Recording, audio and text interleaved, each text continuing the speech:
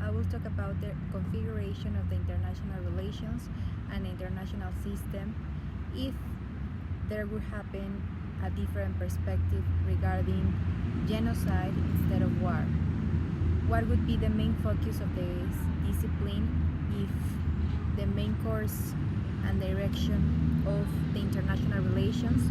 was related to genocide? First of all, I believe that it's important to make the differentiation between what is the actual term of genocide and war. It is mentioned by Clausewitz, a very popular politician that says that the war is the destruction by one armed actor of an armed enemy, its power and its will to resist, whereas we find genocide as the destruction by an armed actor of an unarmed social group. This is a very unique opportunity for us to make that differentiation because this is how we can understand from a different perspective international relations. That if it was the case that genocide was the main route for the international system, definitely the diplomacy, the international cooperation, and the bilateral collaboration between organisms, between NGOs, between states would be definitely with a very ethical and also I would say humanistic perspective, because as Morgenthau establishes, political art requires these two dimensions of life: humanity and power, and this needs to be taken into consideration when we talk about politics, we talk about geopolitics, and of course the ethical perspective. I believe that the ethical view would be given more importance and would be prioritized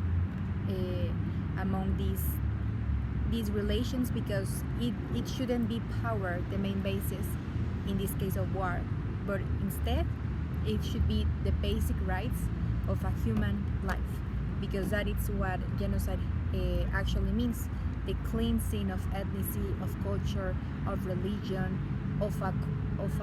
group of people that are not considered to be part of a single state. So that is how an international system would be configured. And on the other hand, for example, talking about what other perspectives are missing in the international relations, I would say that in this scenario we have to consider, for instance, the feminist perspective and feminist rights and feminist I would say importance in the international relations, because women have knowledge, women have perspective, women have experiences, and women are the fundamental basis for international relations to coexist with power. We see, for example, with a famous polity Tickner, that he argued that security is the main topic of international relations because it is understood as defending a state from attack. But also we must consider security for women, because women are not only the ones that play a fundamental role in cooperation, but also they play a fundamental role in decision making and also in peacekeeping processes. They are the main promoters of peace and negotiators. So the role that is assigned to women in terms of security, in terms of all these conflict resolution, must be enhanced and must be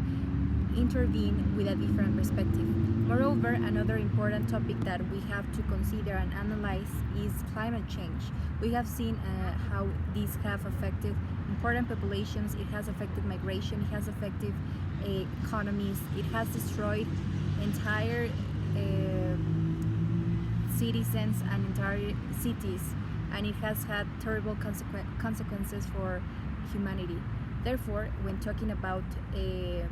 the role migration needs to have in the international system, we have to analyze which are the actors that need to collaborate, which are the international organisms that need to be addressed to work together in order to go through this climate crisis. For instance, the European Union, the East Refugees, and the Southeast Asian associations are large populations that have been definitely working and collaborating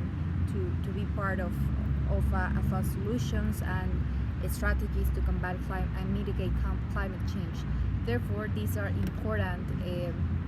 topics that need to be addressed when talking about international relations, because it's a matter that involves many actors and reconfigurates the way our world is being seen, and of course the relations among countries, among nations, and among citizens.